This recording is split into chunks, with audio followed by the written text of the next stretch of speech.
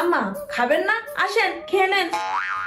আজকে ওটা কি রান্না করছো একদমই ভালো লাগেনি। তোমাকে বারবার বলছি মশলা কম দিয়ে রান্না করবা।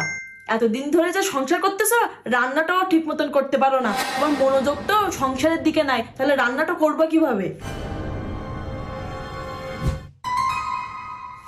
আম্মা এই নেন, কাপড়গুলো শুকাইছিল তাই উঠে নিয়ে আসছি, রেখে দেন। এটা কিভাবে কাপড় ধুইছো? দেখে মনে হচ্ছে একদমই পরিষ্কার হয়নি। শুধু তো হুইলের গুঁড়া ঢেললে হয় না, হাত দিয়ে কেসে কেসে ব্রাশ দিয়ে ঘষে ঘষে ধুইতে হয়। এতদিনে কাপড়টাও পরিষ্কার করতে শিখো নে।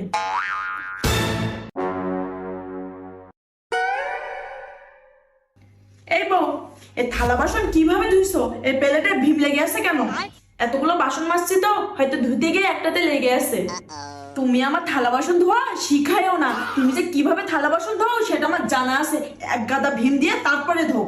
এই মেয়ে আমার সংসারে থাকলে জীবনে উন্নতি হবে না। বাবা না হয় শিখাই পাঠায়নি সেটা না হয় বুঝলাম, কিন্তু এত বছর ধরে যে সংসারটা করতেছো এতদিনে তো ভালোভাবে শিখার কথা। আমার সব কিছুতেই আপনার সমস্যা। আপনি এত ভুল না ধরে একটা দিন তো করে দেখাইতে পারেন এইভাবে করতে হবে, সেটা তো করেন না।